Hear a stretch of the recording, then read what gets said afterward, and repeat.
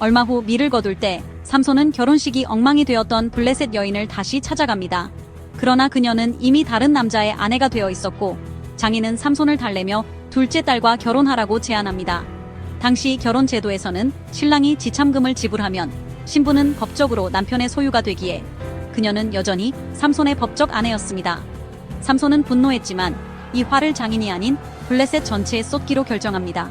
이는 단순한 개인적 보복이 아니라 삼손이 블레셋을 적으로 인식하기 시작했다는 의미입니다. 그는 여우 300마리를 잡아 꼬리 사이에 횃불을 달아 블레셋의 곡식밭과 포도원과 감람나무를 불태웁니다. 곡식은 1년 농사이지만 포도나무와 감람나무는 최소 5년 이상 걸리는 농사로 생존을 위협하는 엄청난 재앙이 되었습니다. 블레셋 사람들은 원인이 삼손의 장인에게 있음을 밝혀내고 삼손을 처벌하는 대신 삼손의 장인과 그의 딸을 불태워 죽입니다. 블레셋 사회조차 삼손이 법적 남편임을 인정한 것이었습니다. 삼손은 여기서 멈추지 않고 블레셋 사람들을 죽이며 복수를 계속합니다. 블레셋은 삼손을 잡기 위해 유다 지파를 압박하고 유다 사람들은 블레셋과 싸우는 대신 삼손을 직접 체포해 넘기기로 결정합니다. 유다 사람 3,000명이 삼손을 찾아와 말합니다. 블레셋 사람이 우리를 다스리는 줄 알지 못하느냐? 그들은 이미 블레셋의 지배를 받아들이고 있었고 삼손이 블레셋을 자극한 것이 오히려 문제라고 여겼습니다. 결국 삼손은 체념하며 나를 죽이지만 말라고 말하며 유다 사람들은 세밧줄 2개로 삼손을 묶어 블레셋에 넘깁니다. 삼손은 철저히 고립되었고 더 이상 민족을 규합할 수도 동료를 기대할 수도 없는 처지가 되었습니다. 그러나 삼손이 블레셋에 끌려가려는 순간 여호와의 영이 강하게 임합니다. 새 밧줄이 불탄 삶처럼 끊어지고 삼손은 자유롭게 됩니다.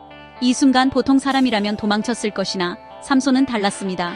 그는 길바닥에 떨어진 나귀의 턱뼈를 집어들고 주변에 있는 블레셋 군대 1,000명을 죽입니다. 그는 더 이상 단순한 복수를 하는 것이 아니라 블레셋을 치는 것이 자신의 사명임을 깨닫습니다. 하지만 싸움이 끝난 후 삼손은 교만한 말을 내뱉습니다. 나귀의 턱뼈로 내가 1,000명을 죽였도다. 그는 여전히 자신의 힘으로 해낸 것처럼 말합니다. 하나님은 이 교만을 그냥 두지 않으시고 삼손에게 타는 듯한 목마름을 주십니다. 목마름이란 단순한 갈증이 아니라 삼손이 하나님의 도움 없이는 살 수 없음을 깨닫게 하는 도구였습니다. 결국 삼손은 하나님께 부르짖습니다. 주께서 종의 손을 통하여 이 큰 구원을 베푸셨나이다. 이제야 삼손의 시선이 하나님께로 향합니다.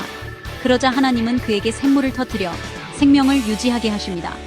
이것은 삼손에게 하나님이 여전히 그의 편이라는 신호였습니다. 삼손은 이전의 사사들과 달리 혼자 싸울 수밖에 없는 시대를 살았습니다. 유다 지파조차 블레셋의 지배를 받아들이고 있었기에 삼손은 규합할 군대도 협력할 동료도 없었습니다. 그러나 하나님은 삼손을 끝까지 붙드십니다. 비록 삼손이 곁길로 가고 교만하고 넘어졌을지라도 하나님은 그를 버리지 않으셨습니다. 신앙의 길도 마찬가지입니다. 우리는 하나님께 가까워졌다가 멀어지기도 하지만 결국 하나님은 끝까지 우리를 이끄십니다. 그러므로 우리가 할 일은 조금이라도 더 빠르게, 더 가까이 하나님께 나아가는 것이며 그것이 지혜로운 자의 길입니다.